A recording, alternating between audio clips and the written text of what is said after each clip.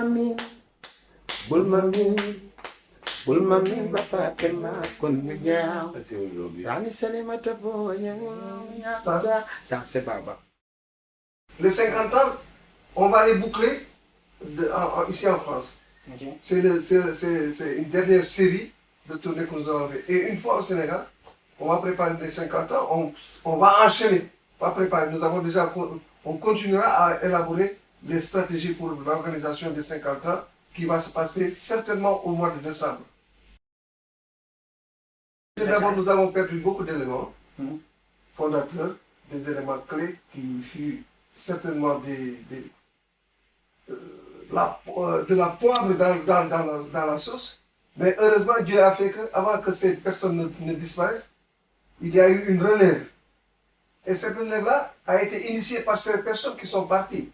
Lui, c'est le fils de Fondjouga Dieng qui a repris sa place.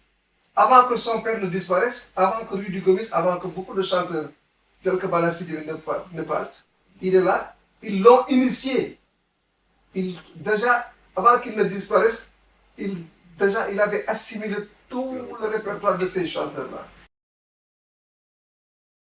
Vous savez, le baobab, c'est un grand arbre qui existe chez nous. Alors, et ce baobab produit des fruits qu'on appelle chez nous bouillie. Il y a la poudre de bouillie qu'on extrait et on en fait de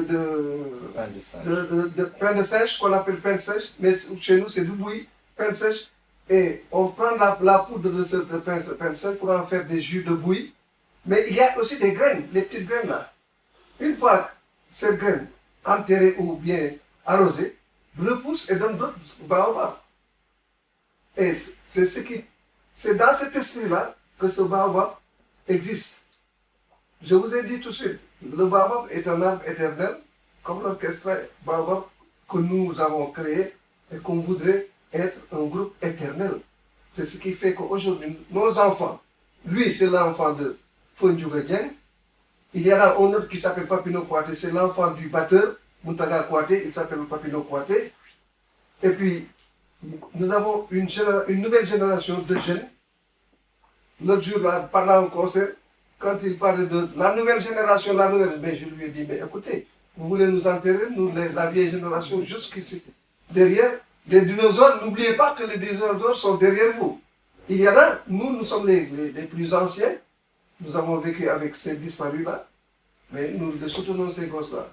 Et on s'est arrangé de telle sorte que, dans les deux générations, l'ancienne et la nouvelle, l'ancienne apporte son expérience, sa qualité et sa finesse. La jeunesse, la nouvelle, amène sa dynamique, sa force, son énergie. Nous avons pu, nous, créer ce qu'aucun président de la République africaine n'a pu créer. Cette unité africaine que les gens cherchent à tout moment. Parce que dans cet orchestre, on retrouve toutes les nationalités possibles. Les Béninois, les Togolais, les Mauritaniens, les Marocains, les Maliens, les Guinéens, donc les Ghanéens. Toutes ces ethnies-là, toutes ces nationalités sont réunies dans cet orchestre. On les retrouve. Et on retrouve sur le plan musical ces couleurs-là, ces différentes couleurs. Parce que chacun, écoutez, dans une marmite au Sénégal, vous mettez le poisson, vous mettez la sauce, vous mettez les oignons, vous mettez... C'est comme ça. Et quand vous mettez ça, quand vous servez ça, c'est toujours bon. Nous avons passé toute notre vie à écouter de la musique afro-cubaine. C'était l'influence de la radio, à cause de la radio. Il n'y avait qu'une seule radio, Radio Sénégal, qui nous mettait tout le temps de la musique afro-cubaine. Il n'y avait pas, en ce moment-là, d'autres musiques. Bon.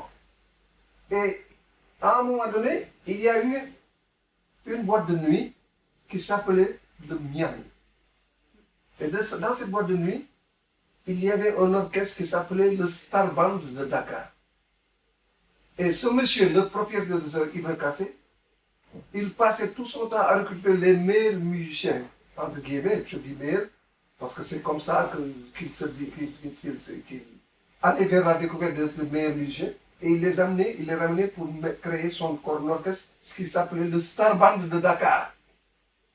Et ce Star Band, dans ce club-là, le Miami, toutes les nuits, c'était plein, jusqu'à un moment donné, un monsieur, un fils, un neveu du feu président Senghor, Adrien Senghor, a vu qu'il fallait qu'il fasse quelque chose.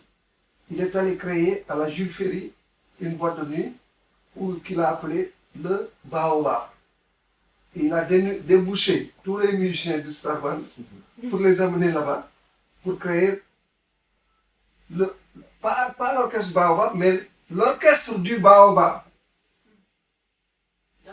Et quand le Baobab a fermé, ils ont conservé le nom du Baobab. Ils ont continué. C'est comme ça que ça s'est passé. Moi, je n'étais pas là-bas. Parce que moi j'étais dans un autre orchestre. Parce que du Star Band, nous avons créé l'orchestre du Number One de Dakar. Et le Number One, c'était les deux orchestres qui ont foutu tous les orchestres au chômage pendant des années. Parce que, hein? Et le Number One, moi du Number One, je suis allé m'intégrer maintenant depuis 2004 ou 2005. Et, bon, on disait orchestre concurrent, mais nous n'étions pas des concurrents parce qu'on se connaissait, on se fréquentait. Mais ce sont les gens qui créaient cet esprit de concurrence-là qui n'existait pas en réalité. Parce que chacun faisait sa musique à sa façon. Et c'était au public de choisir celui qu'il préférait. Alors, mais en réalité, Adrien Senghor, quand il a fait cela, c'était tout juste pour que le patronat qui venait fréquenter le Miami, qui était devenu trop petit, puisse avoir un endroit où s'épanouir. C'est comme ça que ça s'est fait. C'est-à-dire c'est Youssou N'Dour, à travers Youssou N'Dour, que Nick Gold a pu accéder au Baobab. Il y a un producteur qui s'est mis, qui a pris la liberté entre guillemets de prendre des trucs du Baobab et de les balancer par-ci par-là sur Internet et d'en faire un truc qui s'appelait Pirate Choice, le choix du pirate. Et c'est à partir de ce disque-là que Nick Gold a contacté Youssou pour lui demander est-ce qu'il connaissait ces gens. Effectivement, c'est passé de fil en aiguille jusqu'à ce que Nick Gold puisse récupérer l'orchestre Baobab. Youssou, d'abord, c'est notre jeune frère, nous. D'abord. Nous, Youssou, moi, quand j'étais au Star Band, quand nous avons quitté le Star Band, Kassé est allé le récupérer parce que nous, Youssou est venu nous voir au Number One plusieurs fois pour nous demander, il voulait intégrer le Number One. Parce qu'en ce temps-là, le Number One était extrêmement puissant dans ce pays-là. Mais étant trop jeune, nous ne voulions pas prendre le risque de le prendre parce que sous peine, peut-être que son papa va porter plainte contre nous parce qu'il n'était pas majeur. Mais quand nous avons refusé, son père, lui, il a eu l'idée d'aller discuter avec son père pour que son père lui fasse une autorisation parentale pour intégrer le Miami. Donc, Youssou est allé au Miami, nous avons continué. Donc, ce sont ces relations jusqu'à ce qu'il quitte le Miami pour créer l'étoile de Dakar et après l'étoile de Dakar, le Super Étoile. Mais nous avons de bonnes relations. Moi, il m'appelle mon grand intelligent là. Au début, par exemple, je vais vous donner un exemple. Au Star Band, avant le Number One et puis avant le Baobab, ou peut-être juste avant tout ça, le propriétaire de la boîte de nuit du Miami, il a laissé avec un magnétophone Revox 4 pistes. Il le mettait juste derrière le comptoir, il avait des micros qui balançaient directement sur la scène et il enregistrait toute la soirée. Et après ça, il devait écouter les meilleurs qui n'ont pas d'erreur, tout ça, là. Il les collectionnait comme ça jusqu'à sortir son premier album où il a chanté Tchéli, Sénégambia, tout ça. Bizarrement, il y a eu un tellement bon son là qu'il s'est figé là-bas. C'était des magnétophones de 4 pistes comme ça, hein, même au Number One. Mais après, les choses ont changé parce que nous, on a voulu faire beaucoup plus que ça. Nous avons enregistré les 2 albums du Number One, par exemple, Number 78, 2 albums, un blanc, l'autre noir. Nous avons arrêté au studio Barclay. Hein, ça, c'était avec des grosses tables de mixage, tout ça là. C'est là-bas qu'on a... Bon, les choses ont changé, évidemment. Mais après, à Dakar, les studios là-bas ont commencé à pulluler, à avoir du matériel. Vraiment, ça a changé. C'est le père de ce garçon-là qui l'a créé. C'est un auteur-compositeur. Il l'interprète aujourd'hui beaucoup plus dynamique que son papa. Son père, il fut un chanteur d'abord, c'est un grand griot, très reconnu. Avant de chanter avec l'orchestre. Avant de chanter dans c'était un morceau traditionnel. Il faisait de la tradition. C'était un morceau traditionnel. Mon père a chanté ce morceau avant que je suis. Avant d'en faire un album, tout ça là. Ça fait longtemps.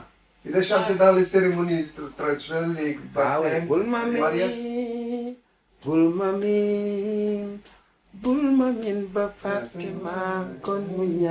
C'était avant l'orchestre Baba. D'accord. Ça, c'est le traditionnel.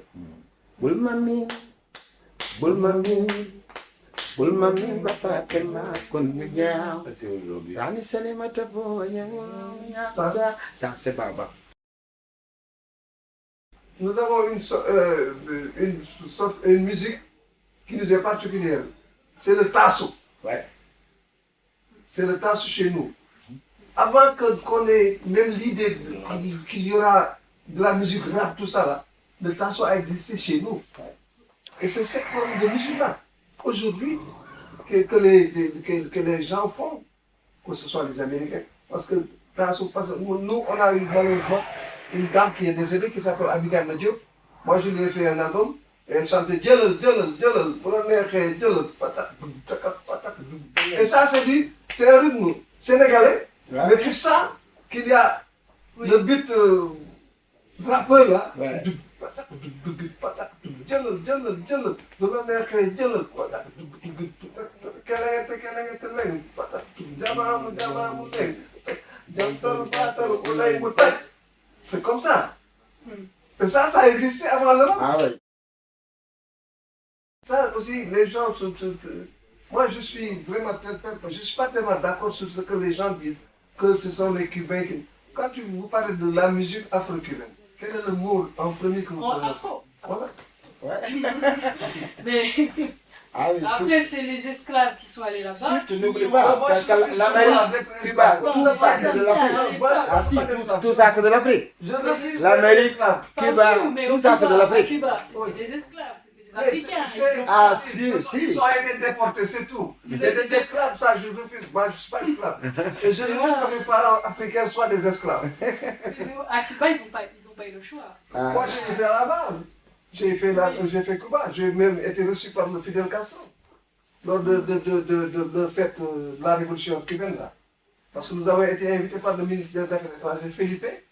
Nous avons été là-bas pendant un mois. Ils ont fait la fête sur toute la côte là. Toutes les nuits, c'est la musique avec les danses, tout. Vous voyez. Mais quand vous allez là-bas, c'est des métissés, même des Maures. Parce qu'il y a une ville, un quartier qui s'appelle Los Moros. Je suis allé là. Mais je refuse qu'on me dise esclave, hein, moi. Je ne suis esclave de personne. Mes parents ont été déportés par force, c'est tout. Voilà. La loi du plus fort. Merci beaucoup. Je vous en prie. Merci beaucoup.